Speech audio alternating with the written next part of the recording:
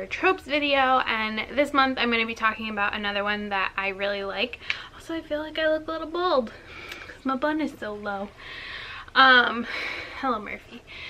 So that is, I usually call it Reunited Lovers, but Second Chance Romance works too. But you know, either way. So it's kind of along the lines of like The One That Got Away. There are different levels of this in my experience. What are different levels? There's like the hookup story where like the couple has like a casual hookup at some point and then meets years later. There's the they were actually together, whether it was boyfriend, girlfriend, or you know, any version of that, married, that kind of thing. Anyways, so you have that. You have the like missed connection almost kind of one, I guess you could say. I don't fully consider that the same thing, but it could work. I am personally a huge fan, this is gonna sound horrible, of the like broken marriage version when it's done well. Like some of my favorite books are that.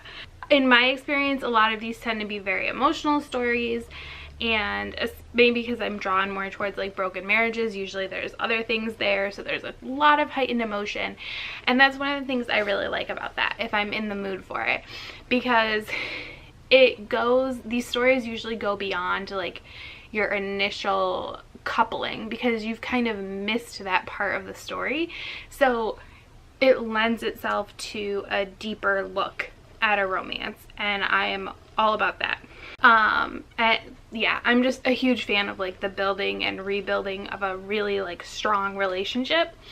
So some examples that I have are what I call the grandmother or mother of all Reunited Lovers stories, and that is Persuasion by Jane Austen. Not the prettiest version, but this is the version that I have.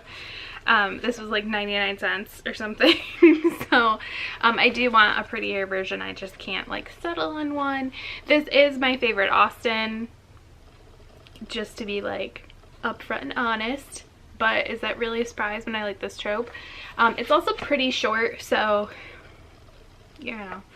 But this is definitely Second Chances or a Reunited Lovers story, and I think it's a very well done one.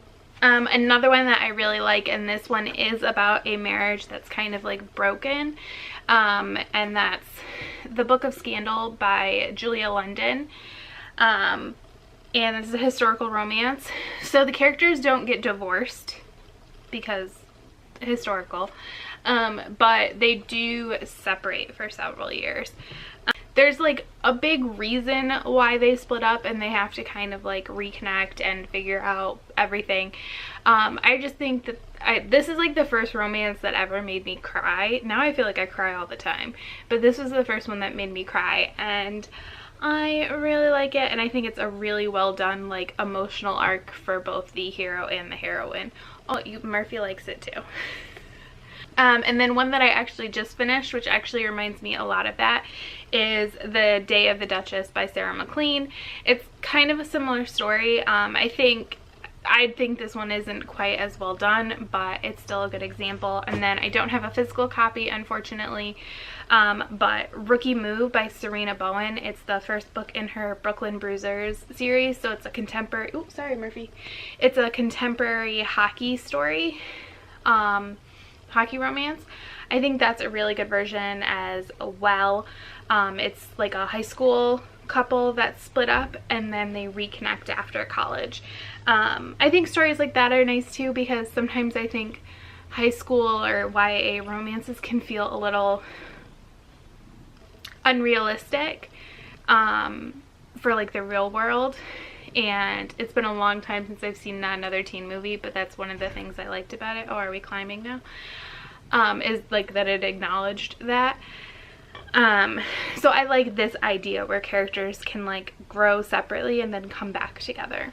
Of course, as I've been doing, I will leave some links below to some lists. And let me know if you like this trope, if you do or don't, why or why not, and if you have any book recommendations, because like I said, it is one of my favorites, so I would love for more recommendations. Especially, I feel like my recommendations often lead towards historical romance because that is the primary genre I read, so it's hard for me to come up with recommendations a lot of times that are contemporary, or I don't think I've done a single paranormal in any of these, because that's probably the genre I have read the least. So feel free to leave those. And oh, hello.